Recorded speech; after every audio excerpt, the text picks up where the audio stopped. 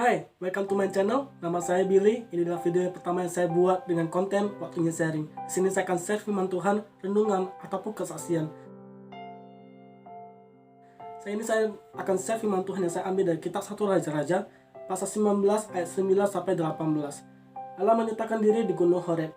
Di sana masuklah ia ke dalam sebuah gua dan bermalam di situ. Maka firman Tuhan datang kepadanya demikian. Apakah kerjamu di sini, hai Elia? Jawabnya, aku bekerja segiat-giatnya bagi Tuhan Allah semesta alam, karena orang Israel meninggalkan perjanjianmu, meruntuhkan mesbah-mesbahmu, dan membunuh nabi-nabimu dengan pedang. Hanya aku seorang dirilah yang masih hidup, dan mereka ingin mencabut nyawaku. Lalu firman-Nya, keluarlah dan berdiri di atas gunung itu di hadapan Tuhan. Maka Tuhan lalu, angin besar dan kuat yang membelah gunung-gunung dan memecahkan bukit-bukit batu mendahului Tuhan. Tapi tidak ada Tuhan dalam angin itu. Dan sudah angin itu datanglah gempa, tapi tidak ada Tuhan dalam gempa itu. Dan sudah gempa itu datanglah api, tetapi tidak ada Tuhan dalam api itu. Dan sudah api itu datanglah bunyi angin sepoi-sepoi basah. Segera sudah Elia mendengarnya, ia mengelumi mukanya dengan jubahnya, lalu pergi keluar dan berdiri di pintu gua itu. Maka datanglah suara kepadanya yang berbunyi, apa kerjamu di sini, hai Elia? Jawabnya, aku bekerja segiat-giatnya bagi Tuhan Allah semesta alam, karena orang Israel meninggalkan perjanjianmu, meruntuhkan mesbah-mesbahmu, dan membunuh nabi-nabimu dengan pedang. Hanya aku seorang diri yang masih hidup, dan mereka ingin mencabut nyawaku. Firman Tuhan kepadanya, pergilah kembalilah ke jalanmu melalui padang gurun ke Damsyik, dan setelah engkau sampai, engkau harus mengurapi Hazael menjadi raja atas Aram, juga Yehu cucu Nimsi harus kau urapi menjadi raja atas Israel, dan Elisa bin Safat dari Abel Mehola harus kau urapi menjadi nabi menggantikan engkau. Maka siapa yang terluput dari pedang Hazael akan dibunuh oleh Yehu, dan siapa yang terluput dari pedang Yehu akan dibunuh oleh Elisa. Tapi engkau meninggalkan 7.000 orang di Israel, yakni semua orang yang tidak sujud menyembah Baal, dan yang mulutnya tidak mencium dia.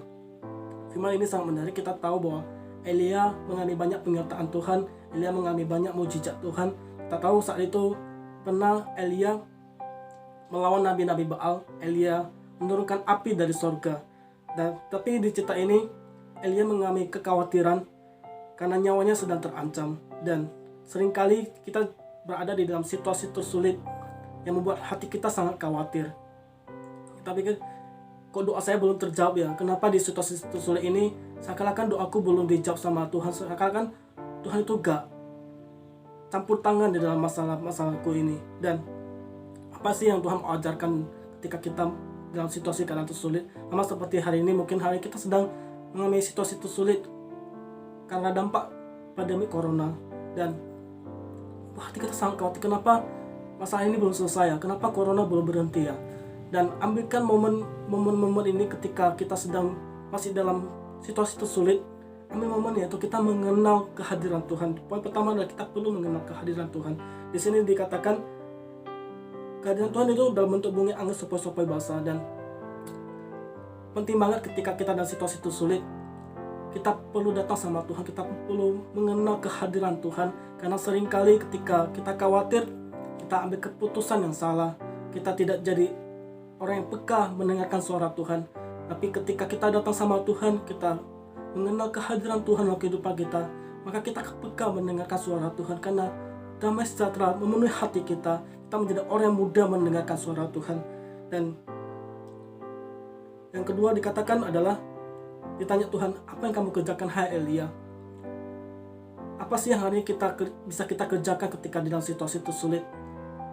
Kita tidak menjadi orang yang menyerah di dalam situasi ini. Kita bisa bangkit dalam situasi ini. Kita bisa produktif ketika kita menghadapi situasi tersulit. Di dalam corona misalnya, apa sih hari ini bisa saya kerjakan ketika saya harus stay at home? Nah, hari ini mungkin kita hanya bisa di rumah saja. Kita bisa lakukan sesuatu buat keluarga kita. Nah, ini keluarga kita. Bangun hubungan kembali dengan keluarga kita yang mungkin hari ini sudah renggang begitu lama. Lakukan sesuatu buat keluargamu. Nah, ini keluargamu. Bangun hubungan, komunikasi dekat sama keluarga yang ada di rumah kita. Dan ketika hari kita bisa bekerja di dalam rumah, apa sih yang mau saya kerjakan? Ayo produktif. Ketika kamu harus bekerja di rumah, lakukan yang terbaik. Jangan ambil keputusan dengan cara saya bermalas-malasan di dalam bekerja ketika saya harus di rumah saja.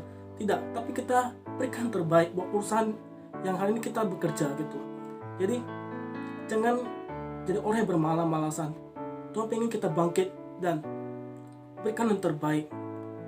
Apa yang bisa kita kerjakan? Mungkin hari ini kita harus di PHK atau dirumahkan Saya pernah suatu kali ketika saya harus terpaksa keluar rumah, dan saat itu cuaca sudah mendung dan hujan. Saya berteduh di suatu tempat. Saya bertemu dengan seorang bapak. Saya bercerita-cerita dengan beliau karena beliau sedang menjual bensin eceran seperti itu, dan dia cerita bahwa dia sedang dirumahkan sementara karena sedang bekerja di sebuah perusahaan untuk sementara karena pandemi corona, dan untuk sementara untuk mempertahankan hidupnya dan keluarganya dia harus menjual bensin eceran. Dia kerjakan sesuatu untuk mempertahankan kehidupannya. Saya belajar sesuatu, justru ketika kita mengalami situasi itu sulit, kita tidak menyerah dengan situasi seperti itu. Libatkan Tuhan. Percaya ketika kita melibatkan Tuhan, ketika kita kerjakan sesuatu, apapun itu, Tuhan akan memberkati kita. Percayalah bahwa Tuhan sertai hidup kita. Burung di udara aja Tuhan pelihara, apalagi anak-anak Tuhan. Ini kita sebagai anak-anak Tuhan, kita juga bisa kerjakan sesuatu untuk orang sekitar di kehidupan kita. Mungkin dengan teman-teman, kita kuatkan satu sama lain, kita saling mendoakan, kita tanya kabar satu sama lain. Gimana kabarmu? Apa yang bisa saya doakan? Kuatkan satu sama lain ketika di dalam masa situasi itu sulit. Mungkin hari ini juga bukan hanya kamu saja yang alami, teman-temanmu juga sedang mengalami hal-hal tersulit. Kamu bisa mendoakan. Ketika kamu menguatkan orang lain, kamu juga sedang dikuatkan. Dan ya, ini kamu juga diberkati lebih banyak. Kamu bisa memberkati orang. Kamu bisa memberikan bantuan kepada orang yang sedang membutuhkan. Apa yang bisa kamu kerjakan hari ini? Kerjakan sesuatu. Tanya Tuhan, ketika hari ini bisnis kita juga sedang hancur-hancuran, libatkan Tuhan dan izinkan Tuhan ada di dalam strategi-strategi yang baru. Apa yang bisa saya kerjakan di dalam situasi sulit ini? Kamu juga bisa berdiskusi dengan partner bisnismu bagaimana menghadapi situasi tersulit ini bersama-sama. Demikian yang saya bisa sampaikan. Semoga memberkati. Kalau teman-teman yang hari ini sedang menonton, kamu diberkati oleh renungan ini, firman ini, kamu boleh subscribe, komen, kamu juga bisa bagikan video ini kepada teman-temanmu agar mereka juga diberkati oleh firman ini. Tetap stay at home, jaga kesehatan. God bless you.